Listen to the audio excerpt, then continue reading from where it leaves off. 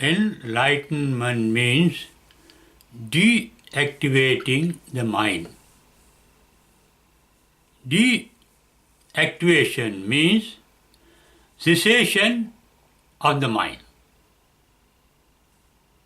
It is not the complete cessation of the mind,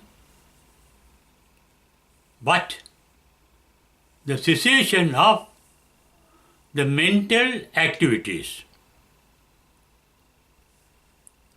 This happens in two stages. At the initial stage, there is the cessation of thinking, the thinking process of the mind.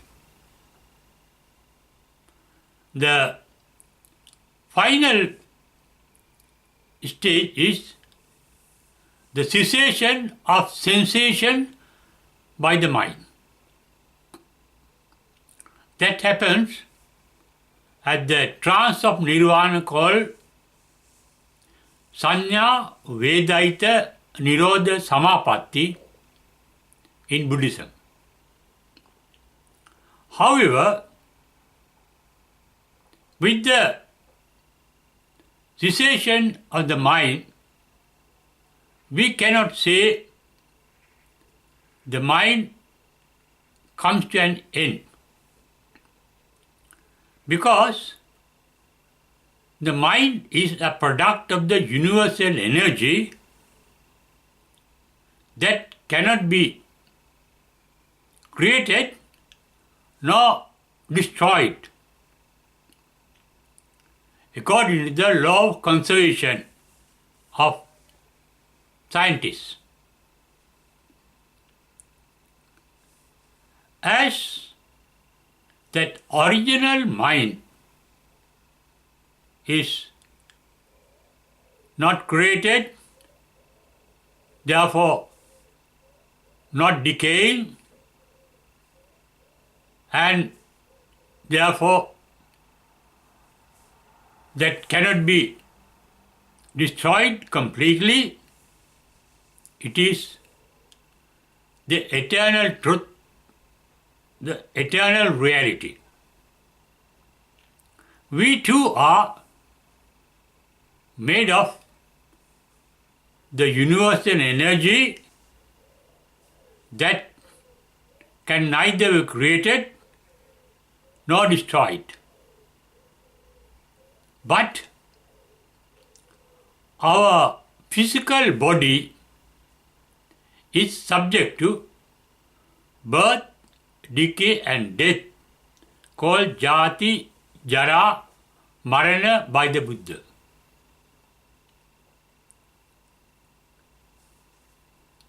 Not only the body, but also the mind, the activated mind, is also subjected to birth, decay and death. That means the birth, decay and death of thoughts that get manifested in our mind. Once the manifestation of thought, called mental images, ceases, the mind too ultimately ceases with the cessation of sensation called Sanya Vedaita Nirodha.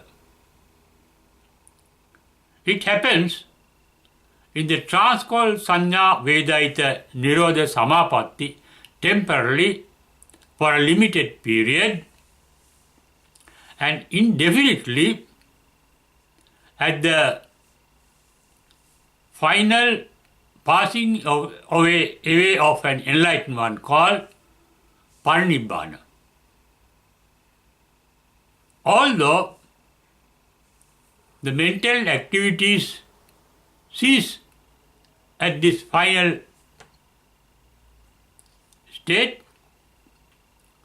we cannot say the mind ceases, because, as I mentioned earlier, It is not subject to birth, decay and death. Therefore, that is the eternal truth, referred to as Nibbana in Pali and Nirvana in Sanskrit. It is this state of the universal truth that is identified as God, Behaviour, Allah or Mahabrahma in theistic religions.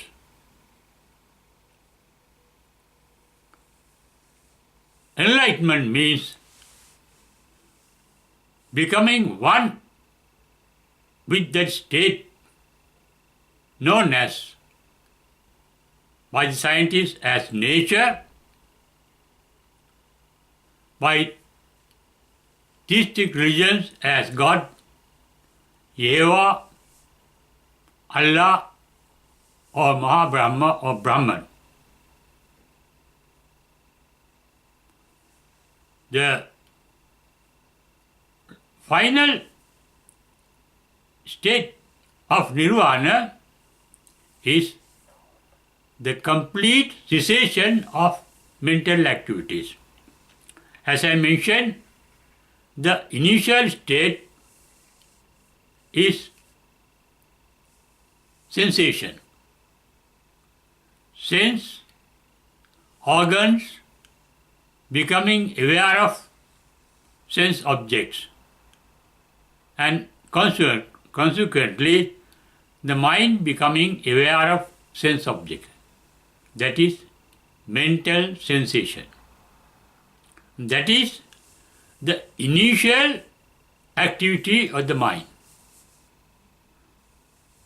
The secondary activity, the primary activity is sensation. The secondary aspect of activity is thinking. Thinking of what the mind becomes aware of different sensations. At the enlightenment, what happens initially is this secondary activity the mind called thinking. Thinking ceases. That is referred to by the Buddha in his first paean of joy as visankara gatam chittam, cessation of creating mental images. Thinking is creating a series of mental images. Every thought is a mental image. Thought formation is called thinking. It means thought formation is the formation of a series of mental images.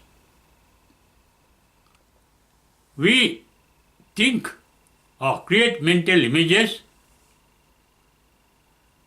through our likes, dislikes and ignorance, known in Pali as raga, dosa, moha. Raga means liking. Dosa means disliking. Moha means ignorance. On the path to enlightenment, what gets dispelled at the initial stage is moha, non-awareness. Buddhist meditation is maintaining awareness of sensation, but without thinking. Pure awareness without thinking. That means in the practice of meditation, during the period of meditation, one can be free of likes, dislikes and ignorance of sensation and becoming aware of sensation. At the final stage of enlightenment, the sensation too ceases with the death of the body. The unenlightened beings, even after the death of their body, their mind is reborn in another body. But the enlightened mind has no rebirth because it is free of mental magnetic activity called karma. It is through electromagnetism of the mind that the mind gets reflected in another womb,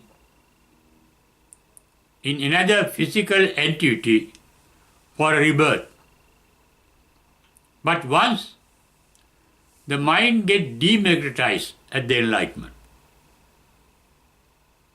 demagnetized means free of attraction and repulsion of magnetism, mental magnetism, known as raga and dosa in Pali. That happens with the dispelling of ignorance of the reality of things. The basic reality of things is that everything physical, material, worldly is subject to birth, decay and death. Though we experience it during the period of time, it happens instantly. Thoughts are like sparks. Sparks appear, disappear instantly. So, is the process of thought formations, which is born to decay and die instantly. One becomes enlightened once one realizes there's nothing in this material world made of sparks of energy to be grasped and retained. Nothing can be held on, either to be kept or to be removed.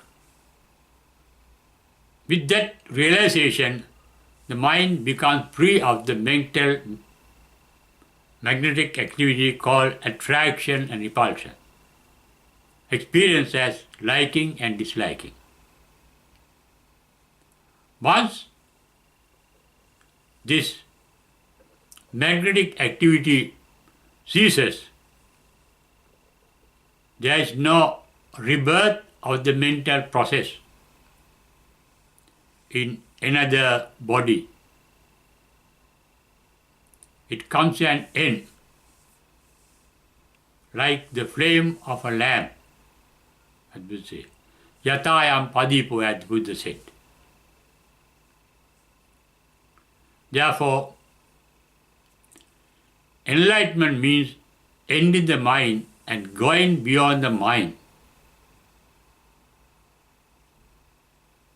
Though it is said like that, the reality is the original mind, the universal mind, identified as an eternal God, is there because that mind is neither created nor it can be destroyed. Therefore, enlightenment means realization of our original nature, the original mind, identified as God, Jehovah, Allah, or Brahman. That is our true real nature, that is boundless in time and space. We become timeless and spaceless. referred to in Buddha's language as Sanditiko Akaliko, Ehipasiko. Or sometimes it is referred to as Anantam, boundless. The individual that we call I or myself ceases. The concept ceases at the first stage called Sotapanna. The real nature, the individual nature, ceases at the final passing away after enlightenment. Enlightenment is cessation of all mental activities in two stages. First, the thinking, which is deliberate, and sensation, which is indeliberate, that happens naturally. It is through deliberate action that we create the force of karma, causing our rebirth. When that ceases, one is no more born after enlightenment. Therefore, although I refer to enlightenment as going beyond the mind, it is going beyond the mental activities.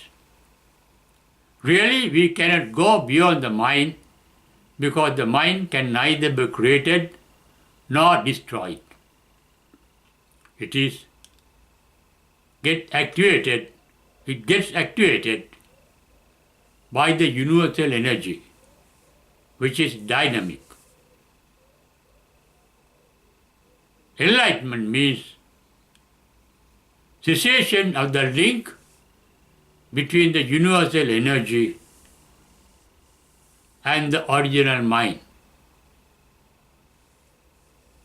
Therefore, Buddhism is not a religion. Religion means relinking.